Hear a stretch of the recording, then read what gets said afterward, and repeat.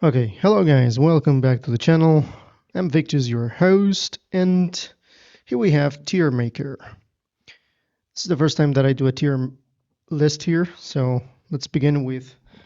This is going to be titled the tier list of the month of all of the titles that we have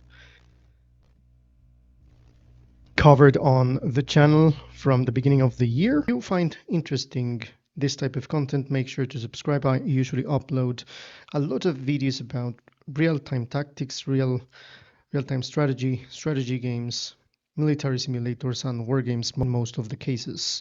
So with that out of the way, so as you can see, we have here the standard tier list for gaming, which is S, A, B, C, and D. I'm going to leave it like this. I am going to put my personal opinion in what I think it is each of the letters. S would be a must, meaning that it is a must for you to have it, especially if you are a wargamer. A, it means that it has potential, but it needs a little bit of work from the part of the developers. B means that it was fun, but that's it. It was fun, the demo was fun, I enjoyed myself, and hopefully you as well with the demo. Z is meh, it is something that is not going to be something that is uninspiring and unexceptional. That is meh, meh, meh. And finally, D is nice, but no thanks. Nice, but I'm going to pass. Now, for those that are interested in more stuff and more interesting things about the channel, I am preparing something for you, for all of those that really want to be supporters. So stay tuned because I'm going to be announcing this in future videos. Okay, let's get on with it. I have put the list here in the order that I have been releasing them. So all of these games are, few of these games are now basically released, and most of them are demos, alpha demos, alpha tests. They have put them there for us to test them and to give all of them feedback, especially because they believe that giving us the opportunity to test the demo, it is going to make the game better. So let's begin with we began the month, the month of January. We began it with two titles here. So we begin with Imperium's Greek Wars. Now, I'm going to talk about Imperium's Greek Wars. I think that you already know where I'm going to put in the tier list, where I'm going to put Imperium's Greek Wars. Now, what is Imperium Greek Wars? Well, Imperium's Greek Wars, I think it's Imperium or Imperium's, whatever. Imperium's Greek Wars is a hex-based, turn-based strategy game that has a lot of historical elements. It is not historically heavy. By heavy, I mean it is not exactly accurate. There are a lot of units that are not exactly what they were in the time that the game is depicting. But the interesting thing about Imperium's Greek Wars is, and that is the thing that caught my attention, is that have the same, they try to follow the same thing as Rome 2 Total War. I can see that there's a lot of inspiration from Total War in here and also from Civilization, but they have a lot of DLCs, especially DLCs that are free. One of the DLCs that is free is Troy, which is based eventually in the Trojan Wars. But the most interesting thing about Imperium's Greek Wars is that Imperium's Greek Wars has a start date that is not present in basically most of the war games, and I would say not even Total War has it, and that is the start date of Philip II, father of Alexander. So you will be able to get the diplomatical landscape of Greece in the time of Philip II, and that's actually the character that they have in their cover. So it is not exactly fully, as I mentioned before, it's not exactly fully historically accurate, but it is very good. And it does a lot of things good, and it is very, very engaging.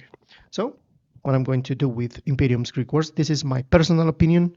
Perhaps you would think something different, and I would be very happy to know, and for you to let us know in the comments what is your own your own grading. What is going to be your grading in this regard? So I'm going to put Imperium's Greek Wars in a must. By the way, I tested the demo and I immediately went. It was for the winter sale, and I immediately went and bought it. So Imperium's Greek Wars. It has a lot of amazing mechanics. I am very hooked with, especially with the mechanics, because are interesting. They have logistics and they have a lot of resources, and diplomatically it is not perfect, but it has a very solid diplomacy. So yeah, Imperium's Greek Wars is an S tier for me, and I will put it in a must have it. You must have it. Okay, next one on the list. This was again for the start of the month. And this one and the next one is Armchair Commander. Well, Armchair Commander is a free. This one is not even early access, or it is released because it's free. And I stated in the actual video that I showcased this one that it doesn't have very interesting graphics, but it does several things good. And the things that it makes good is especially the basics. So I think that I mentioned this before, that for Armchair Commander, it was like, okay, it is a very good option for you if you want to show this to someone that do not know anything about what is a wargame, and you would like him or her to become or to have interest in this type of genre. So I think because it's free, you can simply download it or recommend it. But the graphics are not so good. It doesn't have accuracy in anything. It is just randomly generating counters and situations. The maps are very bland, and there is no historical background about this apart from the fact that this is based, and when I mean based, is slightly based on World War II. So for Armchair Commander, I would say nice, but no thanks. Yeah. Okay, interesting. So now we pass to the first week of January. In the first week, we began with Legends of the Round Table. Now, Legends of the Round Table. Now, this one, if you watch my videos, you could say that I was very, very pleased, and it was a blast for me. Yeah, it was very nice. Legends of the Round Table is a turn-based. It has hexes. It is hex-based, but in an orthogonal view, kinda. So it is a little bit weird to see, but you don't see it on an eagle's point of view, you know. So Legends of the Round Table has a lot of colorful artwork. It has a lot of passion. The developers, you can tell that the developers have a lot of passion in creating these. There's a lot of art behind apart from the mechanical stuff. It has the programming stuff. It has a lot of art, and that's one of the things that I like. It's very colorful. It is pleasing to see. The narrative is very, very deep. There is a lot of voice acting. There is also, it's like it's like a old theater play, you know. So from the medieval times, it's like troubadour. The woman that sings all the songs is so nice. So what I'm trying to say here is that there is a lot of art involved in Legends of the Round Table, and also it has the mechanics. I like the fighting mechanics, and I like how the developers put this type of hybrid situation in which you have battles like skirmishes, actual skirmishes in between battlefields, in between a lot of soldiers. You can recruit soldiers, you can send your knights of the round table to different missions, and you have RPG elements as well.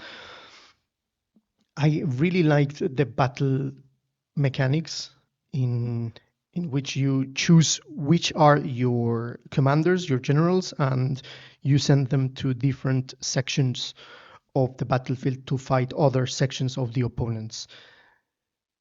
It has a lot of heroes and a lot of epics. It is very nice. So I would say I really like it, and I would say that Legends of the Round Table has potential. And by the way, I have wish listed this one. Yeah, and it has a lot of potential, and I really believe that these guys are doing the right thing by creating this type of art in this strategy game, exactly this turn-based strategy game. So that is my grading for Legends of the Round Table is grade A, has potential. Continuing for the first week, we have Task Force Admiral. Task Force Admiral is about to be released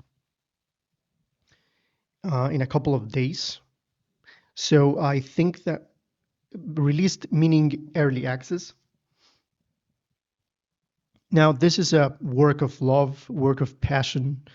There you have a very robust carrier fleet war game in which you are going to command the fleet that is in the Pacific.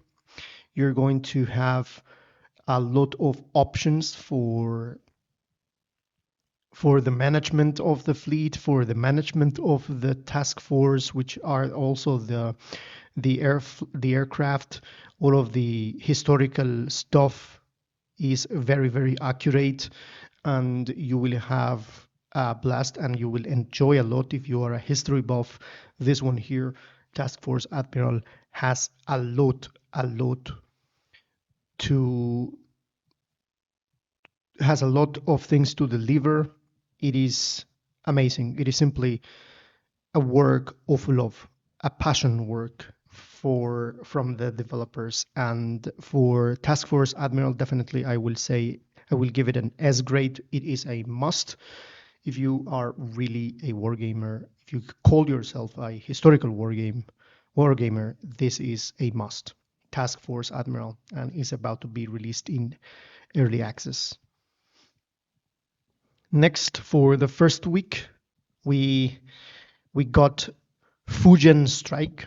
Now this was a little bit fun because Fujian Strike, it is not exactly a war game, not exactly a strategy game. It is most like an arcadey fun game that I just found. It is a free game. You can just download it and have fun with it. This one here, the only thing that I found interesting, it is that it has this theme of airstrike carriers and fleets in the Pacific as well. So you will have to send orders, like very quick orders, in which you are going to be managing the movements of the aircraft on the fleet, and you will have to send those fleets to attack all of the enemies that will come to your carrier. And these enemies are going to come in like swarm, and they will spawn each time, and you will have a score and stuff like that. So it's pretty fun. This one I will give it a B grade. It was fun, but that's it. It is not like I'm going to continue spending hours with this thing. So it is just it was fun. So Fujian Strike, I think it's developed by Japanese developer.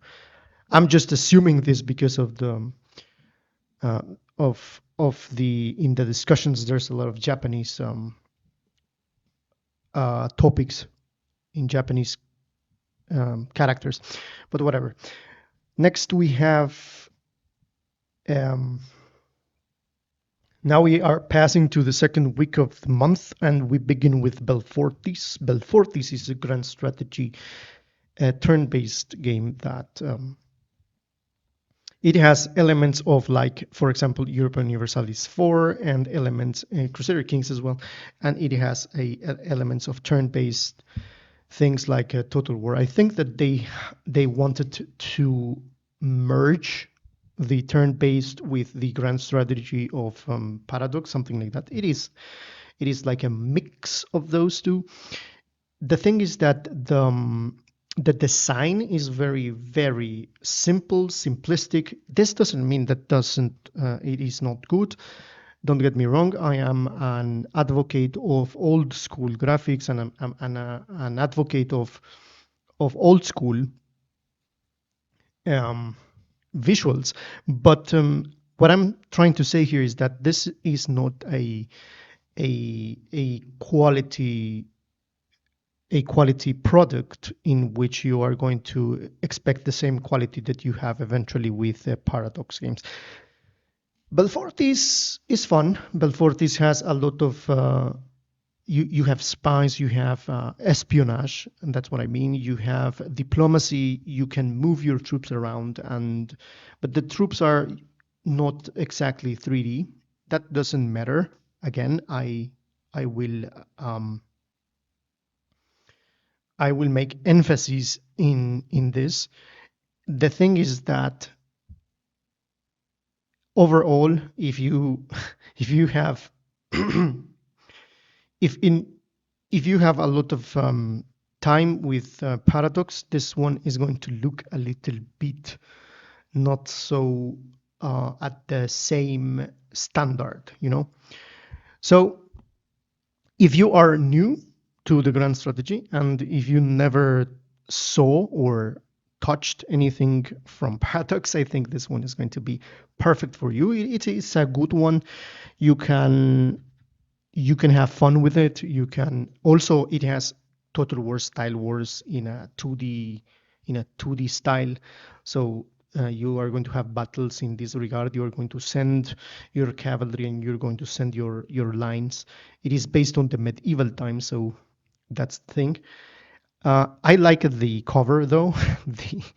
the guy that is on the cover, it's pretty fun to look at.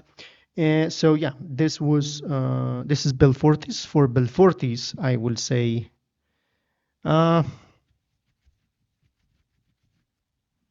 it was fun. It was fun. It is a B grade for me, but that's it. It was fun. Next one, we have the Indonesian turn-based no, not grand, turn-based real-time strategy. Square-based, not exactly hex-based, but square-based, like XCOM style. Kriegsfront Tactics. Kriegsfront Tactics. It is mecha style, robots fighting in the future and stuff like that. It looks amazing, and it feels amazing as well. It is very nice to play. There were a lot of recommendations when I uploaded this. It was a lot of fun. Yeah, this is an Indonesian development studio, and they have been working with this because they are inspired on XCOM. Okay, I just did a quick check. Phantom Brigade, Mekarashi, and the most famous Front Mission, which has 3 different installments. I think that this was a very interesting turn-based tactics that was released for the PlayStation, something like that. So, Kriegsfront Tactics, I will give it an A grade, and it has a lot of potential for. This is my opinion again. Everything is based on my experience on grand strategy, real-time tactics, whatever, all of these genre. So I would say that Krigsfront Tactics has a potential, and I will be very, very happy to continue seeing the development of this. If it fills my expectations, perhaps it will become a must. So up to this point, Krigsfront Tactics and Legends of the Round Table, they have an A grade. They have a lot of potential. I am really happy to see these studios developing this type of titles. Continuing here, we have Kriegspiel 7 Years War. Kriegspiel is made by one developer, Franzoar. He is a very nice developer. All of the people say the same thing. This guy really likes what he's doing, and he really wants to deliver an interesting wargame. And here I'm going to say that it is fantastic. The graphics are not like AAA, but it's more than enough. The mechanics are incredible, and he is really doing a lot of interesting things with the mechanics, especially with the situation of command and control, which is the communications in this time period in which he is basing his wargame. There was not any possibilities for the commanders to have information through phones or through radios. So basically what they did was send one rider with the instructions to the next regiment. In this time, the orders takes time. So you have to send the courier with the orders, and he has to return telling you what is happening. You cannot see everywhere. You don't have drones. You don't have cameras. It was very difficult for a commander to maintain the command and control. So he is doing a lot of interesting things with the fog of war, with the command and control, and I really like what he's doing so far. He is very open to all of the feedback that we would like to give him, and he's very passionate. I can tell. So Kriegspiel 7 Years War. Let's remember that there's not too many titles that are based on the 7 Years War. There are some, but especially on Steam, you won't find too many. So Kriegspiel, another thing that I like about Kriegspiel 7 Years War is that he is really trying to depict the feeling of the ancient tabletop of the Prussian War, the original tabletop. So I can say that he is doing a very good job with this one. So Kriegspiel 7 Years War, I will put it in an A grade. It has potential. Very nice playtest that we did here.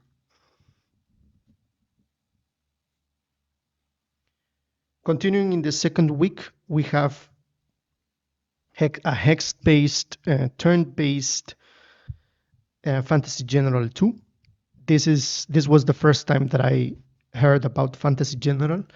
Fantasy General apparently has a history in the 90s with the original Fantasy General, and a lot of people seems to like this title. And this is the remake, as far as I understand, and it has plenty of DLCs. It has a lot of the roster variety is very big. So I can say that I had a very good time with Fantasy General. However, for the demo version, I think that they have a final battle on a swamp or something like that that is very unbalanced. I have checked all of the forums, and most of the people say the same thing. I think that they did it because they want you to buy the original game, the full game, and the full game has more variety in your roster selection, so you can get more powerful. You can get powerful units to defeat this swamp. But overall, I think it was a very nice one. I had a lot of fun. It has a a very good looking units. The units have very good animations. The only thing that I don't like is the sounds. Most of the sounds are okay, but the movement sounds are kind of weird. Whatever, that's my opinion. So Fantasy General 2, I had a lot of fun, so I'm going to give it a B. It was fun. It was nice. It has a very good campaign map, fantasy based dragons and uh, swamp creatures and stuff like that. It is it's like Warhammer, you know. It's like a baby Warhammer. It was nice. So it was fun, but that's okay. That's it. Now we go for the third week of the month, and we begin the third week with Platoon Commander. Platoon Commander is in a very, very alpha stage. Is some of the things that you're going to see there obviously are subject to change, but it is a very, very early build. And Platoon Commander, what he's trying to do is to make a mix in between Men of War, Combat Mission, and Field of Glory. That's pretty much what they are trying to do. So they want to depict the map like a tabletop map, like a diorama, and they have designed the units as they look like Field of Glory. They look like small miniatures. That is something that most of the people tend to overlook, because most of the people are trying to find an RTS, a simple RTS of the World War II, which even Men of War is not a simple RTS like others, like for example Company of Heroes.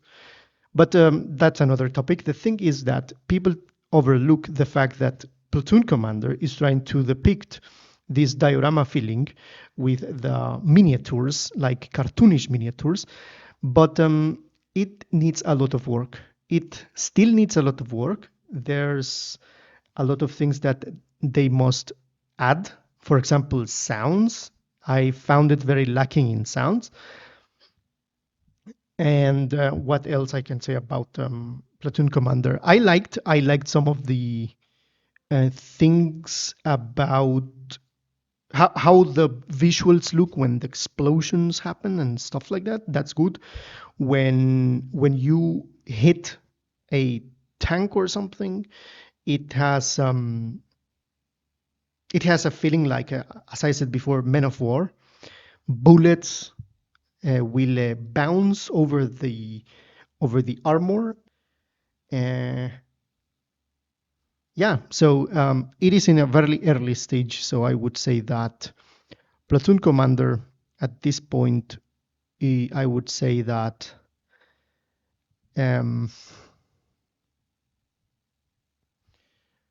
Platoon Commander, I would say that it was a C. It was a C.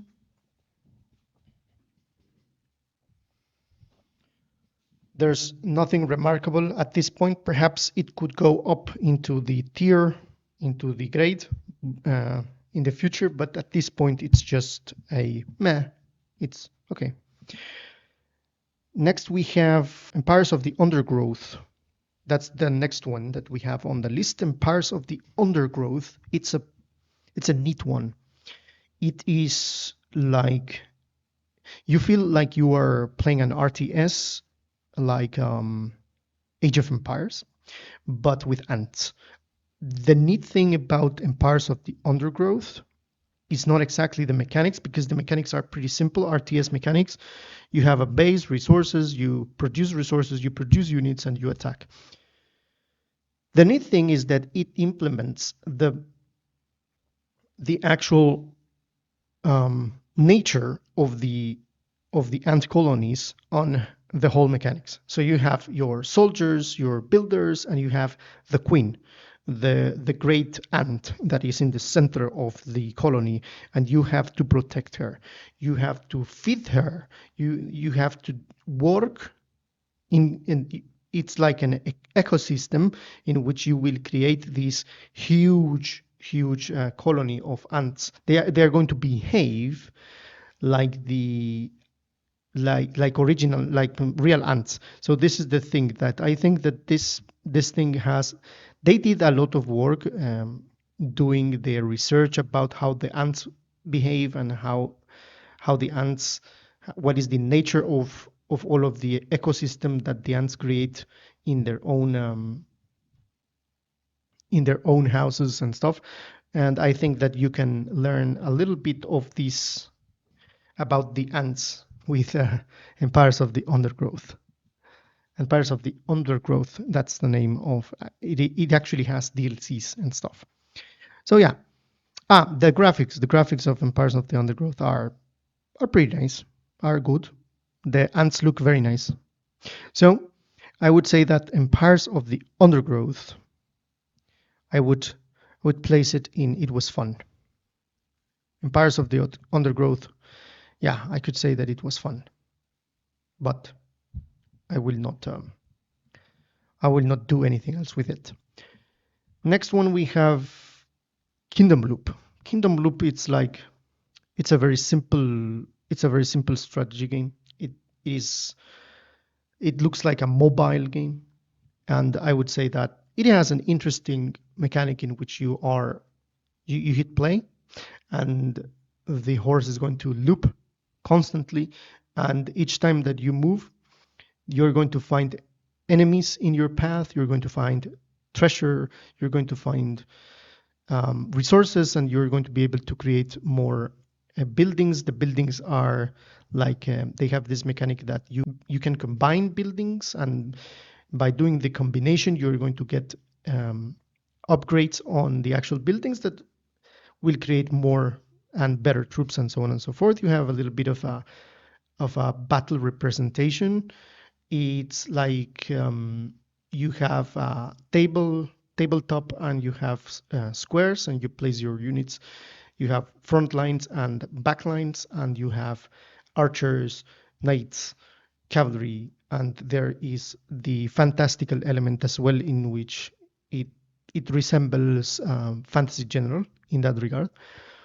It is very cartoonish, and it looks like it looks like Warcraft, very, very cartoonish. It's very simple. It doesn't have, well, the mechanics, I think it has a very not so easy learning curve, but it's not unsurmountable. So basically, Kingdom Loop, it's pretty fun. And I would say that Kingdom Loop,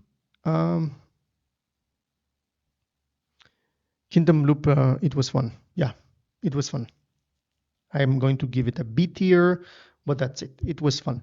That it delivers with what the actual title has to do, which is to create entertainment and fun.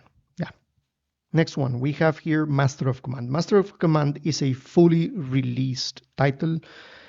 I can say that Master of Command is a very, very good title.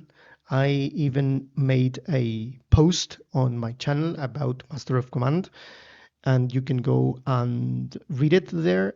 It has a lot of good things. You can get yourself very invested in the mechanics of customization and the mechanics of the arcs of fire and formations.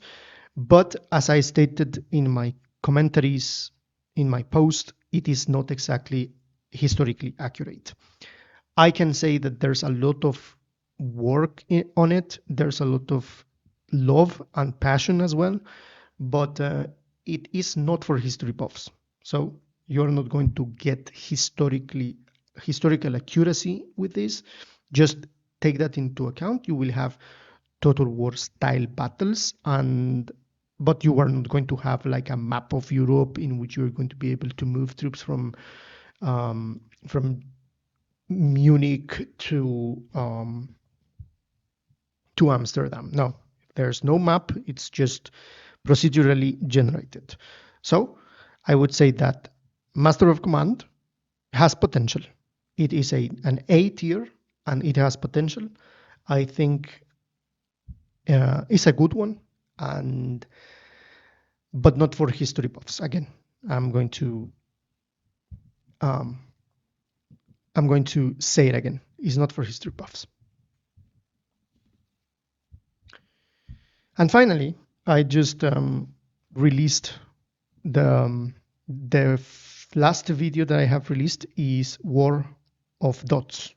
War of Dots. Pretty interesting. It's a totally free title that you can find on Steam. War of Dots is the name. You have blue dots and red dots. NATO versus Warsaw Pact, something like that. But there are no names.